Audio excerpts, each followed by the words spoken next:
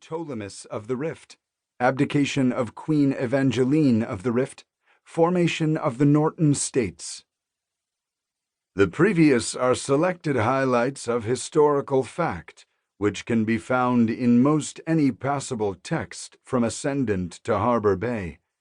I'm not terribly interested in what I've already learned, and neither are the scholars of Horn Mountain.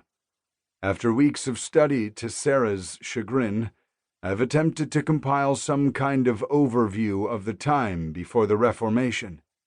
It must be noted the information is hardly scientific and, at present, impossible to correlate. Much of what I've encountered directly contradicts other sources, therefore I have attempted to paint a picture of the overlap. Most helpful has been a painstakingly preserved collection of paper annuals or pamphlets kept in a climate-controlled and pressurized room deep in the vaults of Horn Mountain. Records indicate they were stored there before the existence of Montfort, more than 1,000 years ago when the vaults were first sealed. I must assume that the vaults, originally built to survive the calamities, were stocked with information meant to outlive their owners.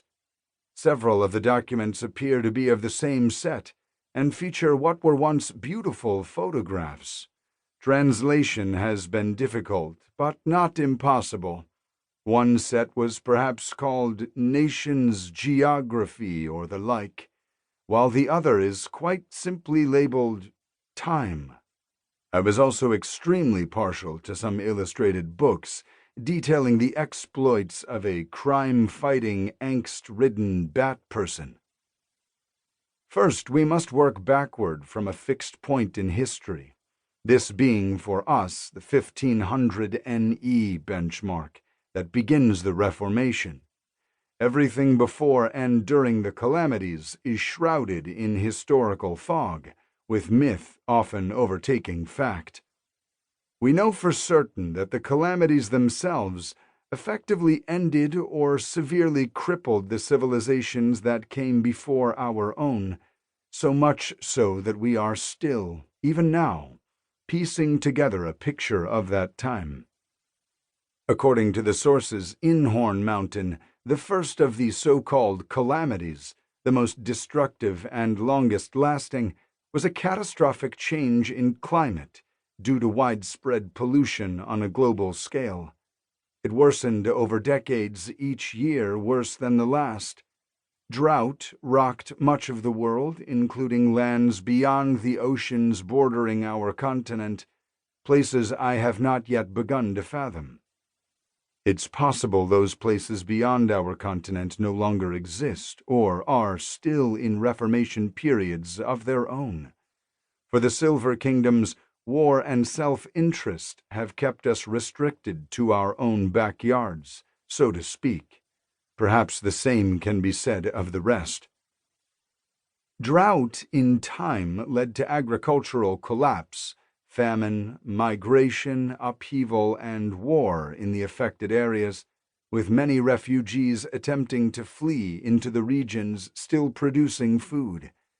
Resource wars sparked everywhere and often, over water, fuel, land, etc. These were largely seen in clashes between organizations or between organizations and indigenous peoples. Very few larger governments were directly in conflict in the first years of the resource wars. The changing climate fed into deadly storm systems, both on land and at sea, driving many people inland from the coasts, where they found themselves facing blizzards, ice storms, tornadoes, and drought-borne, long-lasting dust storms. Rapidly changing temperature norms effectively pushed humans to the brink, while leading to the extinction of many plants and animals. Sea level rise also contributed to the boxing in effect, forcing populations into smaller and smaller areas of habitation. There was also extreme flooding, which transformed the mouth of the great river and the surrounding region, submerging hundreds of miles of land to form the coastlines we know today. In conjunction with